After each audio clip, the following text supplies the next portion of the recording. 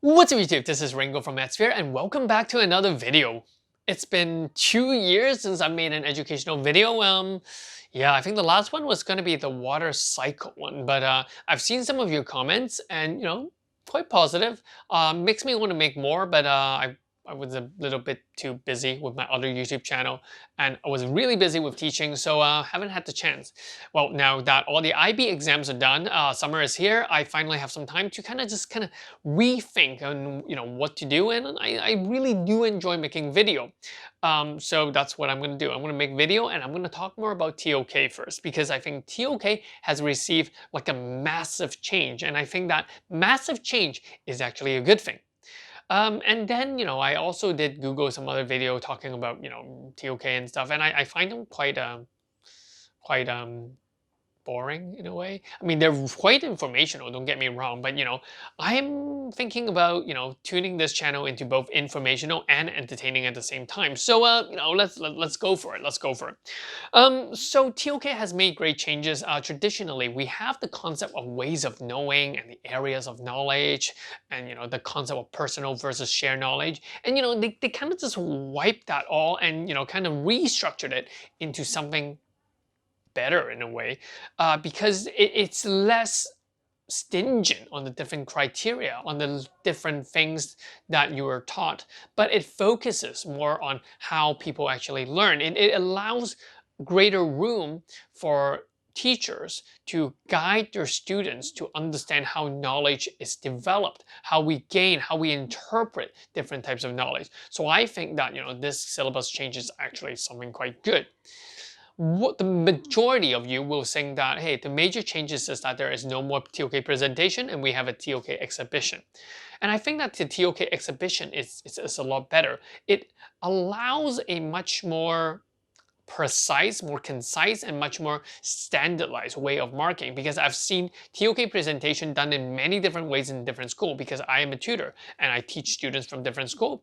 And no offense, some of the teachers are just really, they're not really understanding the concept of TOK. But I know, I mean, a lot of schools just throw their teacher in to teach TOK without much training. So, that's that. But anyway, but so I think that with the exhibition, I think there is much stronger guidance for IB to give to the TOK teacher, allowing them to better understand or how it should be marked.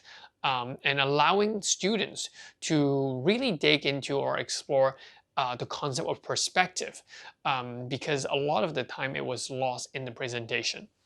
All right, so let's talk about the changes. Well, the main changes here is that there are no more ways of knowing, or explicitly there's no more ways of knowing, and the areas of knowledge seems to have been cut down. Now, there are something called the core theme and some optional theme. The core theme here is there's only one. On this, you can see that it is knowledge and the knower. Now, this concept mainly wants to focus on the old personal versus shared knowledge, because now we understand that when we gain knowledge or when we interpret knowledge, it's different for everyone. And why is it that way? This is where this part explores it. For example, if a friend does something, or for example, let me think of a good example. Back then, what did I do? Back then, back then I was with an ex-girlfriend, and I did something like, I was like, oh, you silly. I just kind of like did a little push on her head. She got super pissed off, and then I was like, whoa, dude, what happened? Well, because I perceived it as like a fun push. She perceived it as something very offensive. And, the question is why? Why would she perceive it like this? And that is the concept of the knowledge of the knower. Because, everyone, based on their upbringing, their emotion, they might interpret a knowledge very differently to other people. We're going to explore more of this later, but hey, that's the main core theme. The other optional themes that students should be taught were two other themes, including knowledge and technology, knowledge and language, knowledge and politics, and knowledge and religion, and last but not least, knowledge and the indigenous society. These are more of your old traditional areas of knowledge, such as religion and indigenous society, which are part of area of knowledge back then.